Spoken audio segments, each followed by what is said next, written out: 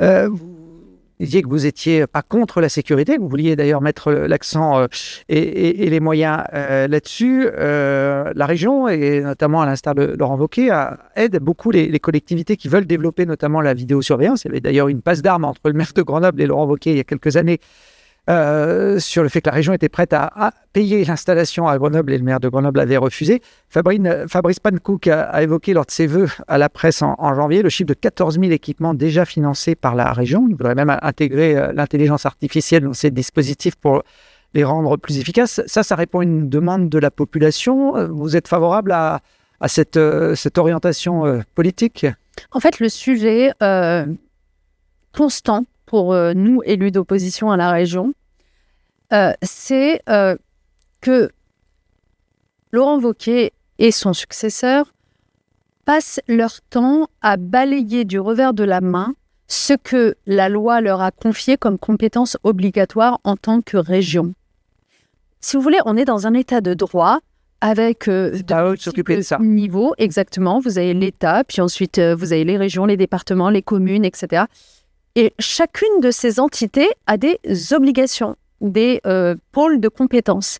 Donc, la région, lorsqu'elle se met à financer des caméras de vidéosurveillance ou qu'elle se met à financer des routes, en fait, c'est de l'argent qu'elle n'utilise pas pour faire ce que la loi lui imposait et lui demandait, financer des lycées, financer de l'économie sur son territoire ou de l'économie sociale et solidaire, financer de la culture, financer de l'aménagement du territoire, financer du train. On a besoin de ferroviaire dans cette région. Et donc, c'est ça le sujet. C'est pas que c'est mal en soi de payer pour des caméras de vidéosurveillance, c'est que c'est pas de la compétence de la région, c'est que c'est de la compétence de l'État. C'est pas que c'est mal de payer pour des routes, c'est que d'abord à choisir, il vaut mieux faire du train, mais de toute façon, les routes, c'est pas de la compétence de la région. Et à chaque fois, on bataille là-dessus et on n'est pas entendu. Et donc, vous pouvez considérer que c'est positif d'aller équiper chaque petit village, etc. Mais dites-vous à chaque fois que pendant ce temps-là, vous qui êtes un habitant de cette région, vos enfants, s'ils vont au lycée public du coin, eh bien, étudient dans de très mauvaises conditions parce qu'on a laissé ce lycée avoir des fuites partout, ne pas avoir le chauffage, avoir des toilettes non entretenues, etc.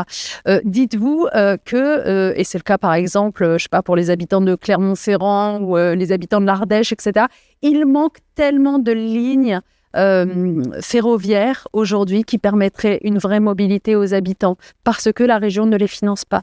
Donc, c'est ça, en fait. C'est pas un jeu à somme nulle. Il y a des perdants dans cette histoire. Le changement de présidence, puisque Fabrice Panckoucke a pris la place de Laurent Wauquiez à la rentrée de septembre, ça change quelque chose dans la façon de mener la politique régionale ? Bon, je vais être franche, moi j'ai une préférence spontanée pour Fabrice Panckoucke, évidemment.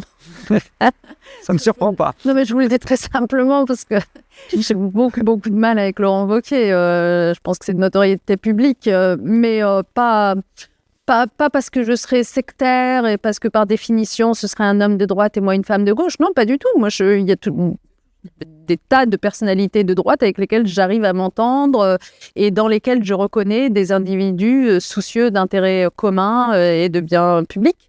Je ne le reconnais pas en la personne de Laurent Wauquiez. C'est un vrai problème pour moi. C'est-à-dire que je n'ai vu de tout temps en lui que le clientélisme, que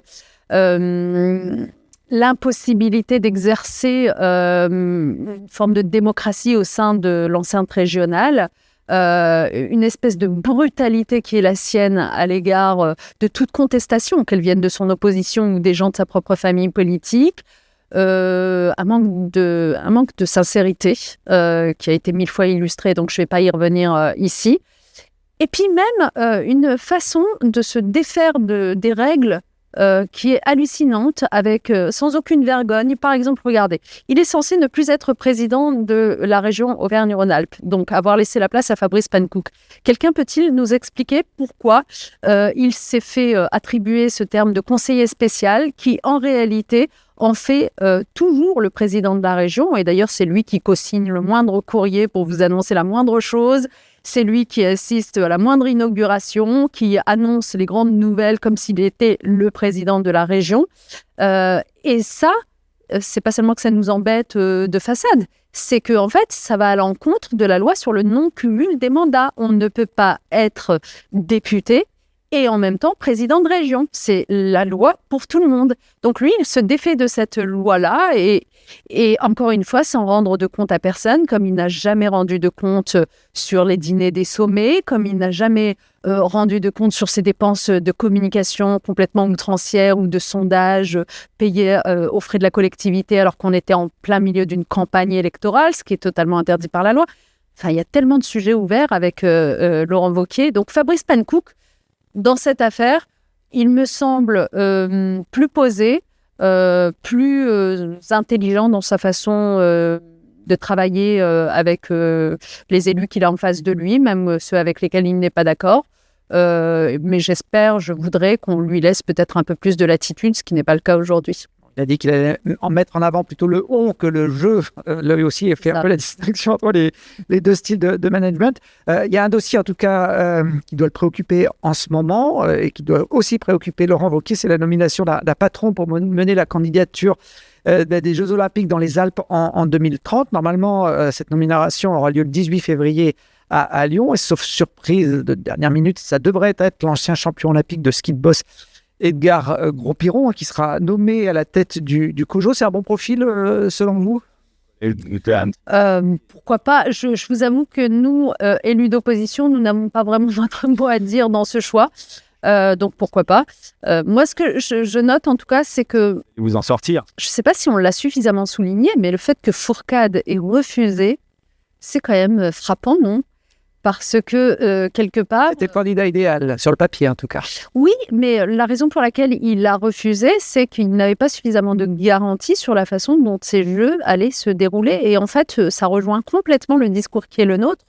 Parce que nous, dans l'absolu, qu'il y ait des Jeux Olympiques qui soient organisés, pourquoi pas ? Ça peut en effet valoriser un territoire, dynamiser un savoir-faire, etc. Très bien.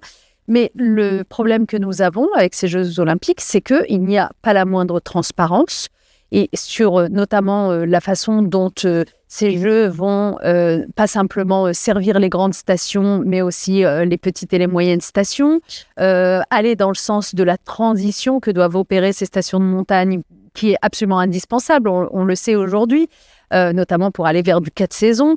Et puis, même financièrement, si vous voulez, rien n'est anticipé. En fait, le dossier a été complètement bâclé et on a très peur de devoir se réveiller avec une gueule de bois dans quelques années quand on se rendra compte que ça n'était pas financé, que ces Jeux ne laisseraient aucun héritage vertueux pour notre territoire.